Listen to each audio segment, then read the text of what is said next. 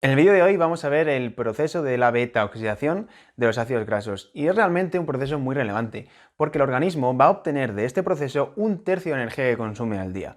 Órganos como el hígado y el corazón obtienen el 80% de energía que consumen con este proceso y los animales que hibernan durante largos tiempos lo hacen realmente porque tienen una gran cantidad de grasa acumulada de la que van a ir realizando la oxidación de los ácidos grasos y obteniendo así acetilcoenzima. En esta diapositiva vemos un esquema global del metabolismo de los lípidos, es un esquema muy grande, no os preocupéis porque lo explicamos en profundidad en el vídeo de estructura y funcionalidad de los lípidos, lo tenéis arriba.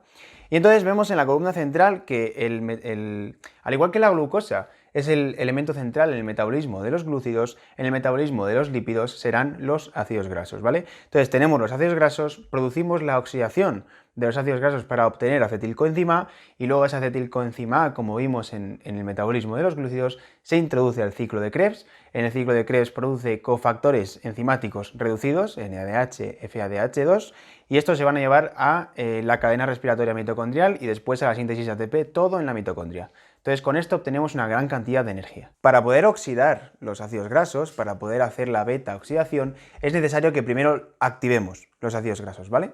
Se llama activación de los ácidos grasos a un proceso a través del cual le añadimos una coenzima A con consumo de ATP, que lo vamos a ver ahora, ¿vale? Pero es importante que veáis que la activación de los ácidos grasos es un proceso que se produce en el citosol y sin embargo la beta-oxidación se produce dentro de la mitocondria, ¿no? Entonces tenemos un problema, tenemos que meter los ácidos grasos que activamos en el citosol al interior mitocondrial. Para eso va a depender de cómo sea la longitud de la cadena del hidrocarburo, del lípido, ¿no? Si es una cadena de menos de 12 átomos de carbono, va a ser una cadena lo suficientemente corta como para que se pueda introducir directamente a través de la membrana. Como sabéis que la membrana lipídica y los lípidos son de la misma naturaleza, le permite al lípido transfundir, o sea, pasar por el interior de la propia membrana, ¿no? Pero sin embargo, si es de más de 12 átomos de carbono, si la cadena de hidrocarburo es algo más larga, tiene que entrar a través de un transportador específico. Es una lanzadera que veremos luego, que es la lanzadera de acilcarnitina, lo veis aquí en la tabla, ¿no? Ahora vemos en la imagen de abajo el propio proceso de activación de los ácidos grasos, ¿vale? Entonces, bueno, ya habíamos dicho que para poder oxidar los ácidos grasos tenemos que activarlos a acil-CoA, ¿vale? Esta reacción está llevada a cabo por una enzima que es la acil-CoA sintetasa, se produce en el citosol, el enzima realmente está o bien en la membrana mitocondrial externa mirando al citosol, o bien en la membrana del retículo endoplasmático liso, también mirando al citosol, y lo que hacemos es unir una coenzima A, ¿vale? Si veis aquí en la imagen, está simbolizado el primer átomo de carbono, tenemos la cadena R, que es el hidrocarburo largo del lípido, el doble enlace del oxígeno y el OH. Vamos a sustituir el OH por un enlace tioéster que lo una a la coenzima A, ¿vale?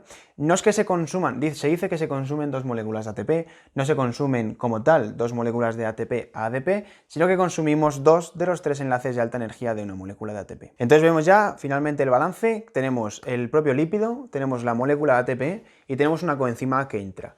Y sale un acil-CoA, ¿vale? Porque es el lípido ya, el ácido graso activado. Y tenemos la molécula de AMP, porque recordemos que consumimos dos de los tres enlaces de alta energía de un ATP, y sale el fosfato inorgánico, ¿no? El PPI. Ahora recapitulamos en la beta-oxidación de ácidos grasos. Ya tenemos el acil-CoA, es decir, el ácido graso activado, y ahora vamos a tener que introducir este ácido graso que está activado al interior de la matriz mitocondrial. Para eso tenemos en esta imagen la estructura de la lanzadera, que es la que va a transportar los ácidos grasos que tienen cadenas de hidrocarburos de más de 12 átomos de carbono, ¿vale? En esta lanzadera se utiliza la carnitina, que se sintetiza a partir de un aminoácido que es la lisina, ¿vale? Y tiene un grupo hidroxilo que va a ser al que se unen los ácidos grasos y va a dar la acilcarnitina.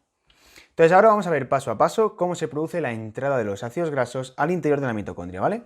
Entonces, primero, una vez que ya tenemos los ácidos grasos activados a forma de acil-CoA en el citosol, el grupo acilo se va a transferir a la carnitina. Entonces, esto se va a hacer a través de una enzima que es la carnitina aciltransferasa 1 citosólica y va a formar la acilcarnitina y se libera la coenzima que está unida a la acil-CoA, ¿vale? Esa coenzima se libera en el citosol porque todas estas enzimas todavía están en la cara citosólica. Entonces ahora ya, gracias a esta enzima, lo que hemos hecho es introducir la carnitina, el grupo acilo en forma de acilcarnitina y la coenzima A se ha ido al citosol, ya tenemos la acilcarnitina en el espacio intermembrana, ¿Qué falta ahora? Pues ahora tenemos que introducirlo al interior de la matriz mitocondrial, ¿vale? Entonces, para la entrada de la acilcarnitina es necesario un transportador específico en la membrana mitocondrial interna, ¿vale? Que va a ser el intercambiador, que es el que veis abajo, acilcarnitina-carnitina. ¿Qué hace? Pues como su propio nombre indica, introduce acilcarnitinas del espacio intermembrana a la matriz mitocondrial, intercambiándolo por carnitinas que pasan de la matriz al espacio intermembrana. Entonces ya tenemos la acilcarnitina en la matriz mitocondrial. ¿Qué falta ahora? Pasarlo a acil-CoA, otra vez, que era el ácido graso activado. Entonces, el grupo acilo de la acilcarnitina, ya dentro de la matriz mitocondrial, se va a transferir a una coenzima A, que está en el interior de la mitocondria, y se regenera el acil-CoA. Esta última reacción, esta regeneración del acil-CoA, está catalizado por la carnitina aciltransferasa 2, que ahora está dentro de la matriz mitocondrial.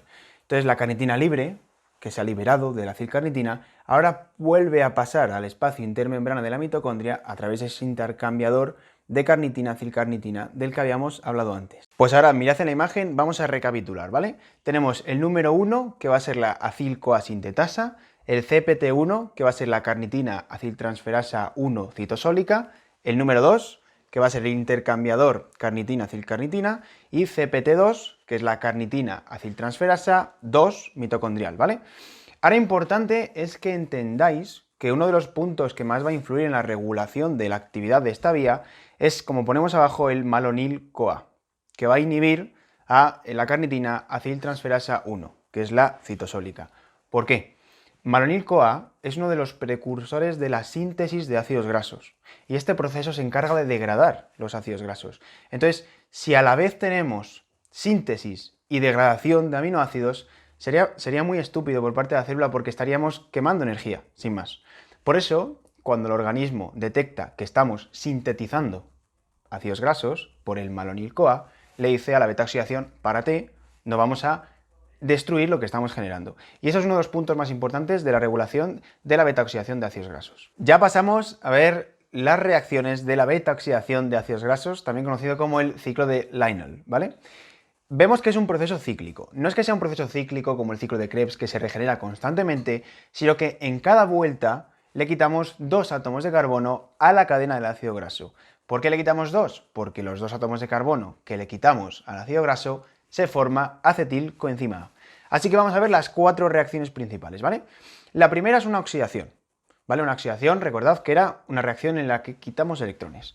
¿Qué tenemos?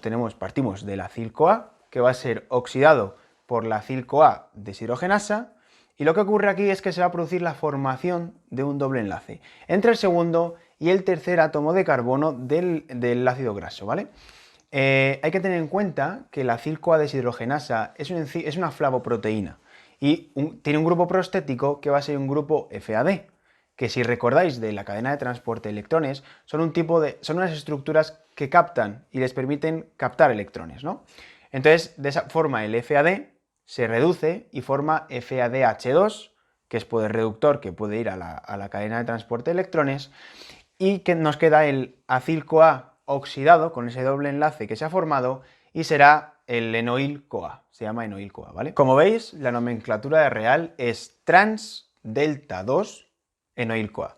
¿Por qué es trans? Trans es porque el doble enlace hace que luego los dos radicales que están a los dos lados del doble enlace están en distinto lado del plano, si no sería cis, en el mismo lado del plano, y es delta 2 porque 2 es el primer átomo de carbono que tiene el doble enlace, ¿vale? Ahora vamos a la segunda reacción, que es una hidratación, y el enzima que lo cataliza va a ser la enoil-CoA hidratasa, ¿vale? ¿Qué hace una hidratación? Al introducir una molécula de agua, lo que hacemos es romper el doble enlace y se forma un L-hidroxiacil-CoA, ¿vale? Lo podéis ver bien en la imagen. La tercera reacción es una oxidación, de modo que al oxidarse el L-hidroxiacil-CoA que se había formado, el grupo hidroxilo se va a transformar en un grupo ceto, ¿vale? Veis el doble enlace, obteniéndose beta-cetoacil-CoA. ¿Por qué es beta? Beta simboliza el tercer átomo de carbono, ¿vale? Si el alfa es el segundo átomo de carbono, el beta es el tercer átomo de carbono. El primer carbono, en la nomenclatura con alfa, beta, no se cuenta, ¿vale? Con el 1 sí que sería el primer átomo de carbono.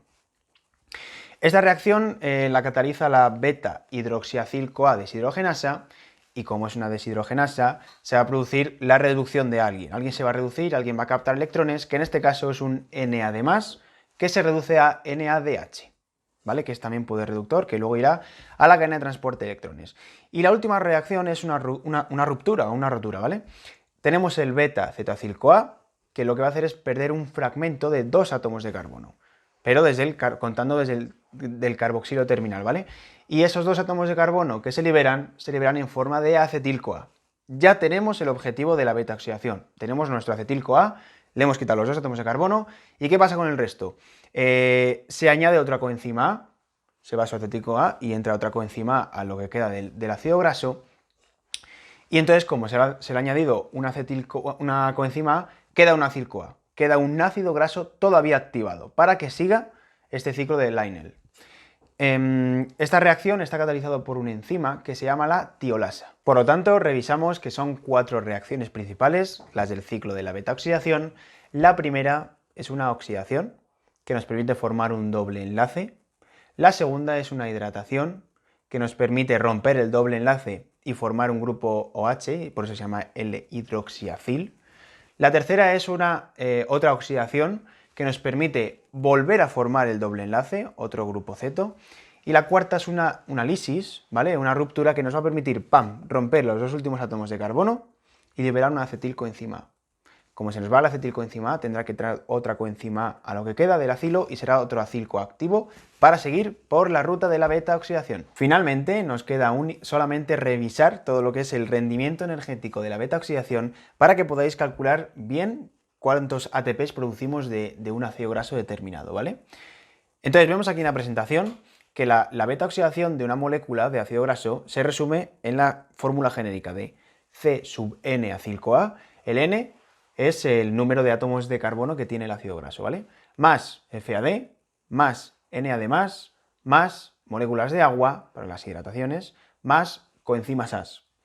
El FAD intervenía en la primera oxidación, el NAD+, en la segunda oxidación, que es la tercera reacción del ciclo, y la coenzima A intervenía cuando liberábamos la acetilcoenzima A, nos quedaba un grupo acil y teníamos que poner otra coenzima A para que siguiese activo ese ácido graso, ¿vale?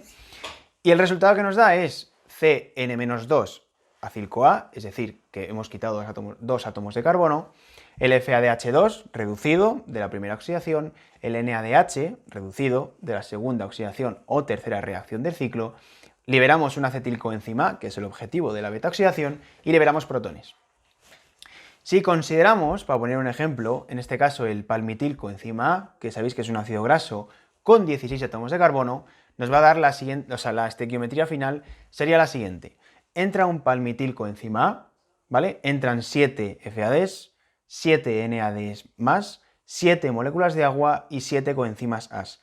¿Por qué 7? Porque si os dais cuenta, si en cada ciclo quitamos 2 átomos de carbono y tiene 16, 7 por 2 es 14, y como al quitarle 14 de 16 nos quedan 2, y a ese acil de 2 átomos de carbono le metemos una coenzima al final, no haría falta otro ciclo. Directamente el resultado final sería otra acetilcoenzima. Y el resultado final de hacer la oxidación de todo este ácido graso será 8 moléculas de acetilcoenzima A, 7 FADH2, 7 NADH y 7 protones. Pensad que es como si diésemos 7 vueltas al ciclo de Lionel que hemos visto antes, y por eso tenemos 7 FADH2 y 7 NADH y no tenemos 8. Como veis en la tabla, tenemos el resultado de la oxidación de un palmitilcoenzima A, ¿vale? Tenemos 7 FADH2, 7 NADH, 8 acetilcoenzima A, y bueno, hay que considerar que la activación del principio nos cuesta 2 moléculas de ATP. Era un ATP del que rompíamos 2 enlaces de alta energía, pero se considera como 2 moléculas de ATP, ¿vale? Entonces, los 7 FADH2, si recordáis en la cadena de transporte de electrones, que os dejaremos el vídeo en la descripción, producían 1,5 moléculas de ATP por cada pareja de electrones que entran por esta vía, ¿vale? Por el segundo complejo. Si entran en el primer complejo, que son los que van al NADH, producen 2 moléculas y media de ATP por cada NADH, ¿vale? El acetilcoenzima A como tal, vamos a encontrar que una molécula produce 10 moléculas de ATP y la activación nos cuesta 2. Entonces, si hacemos el balance, 7 por 1,5, 7 por 2,5, 8 por 10 y le quitamos 2, nos queda 106 moléculas de ATP con una sola cadena de un palmitato, de un palmitil coenzima. Esto ha sido todo de la beta-oxidación de los ácidos grasos que no presentan insaturaciones o dobles enlaces, ¿vale? Cuando los ácidos grasos presentan insaturaciones, es un poco diferente, ¿vale? Pero si queréis informaros bien, os vamos a dejar un link a una página web en la descripción del vídeo donde vais a poder informaros perfectamente de cómo se produce la beta-oxidación en estos casos. Esto ha sido todo, chicos, esperamos haberos ayudado un montón con estos vídeos y seguimos trayéndoos más información de relevancia. Un saludo a todos.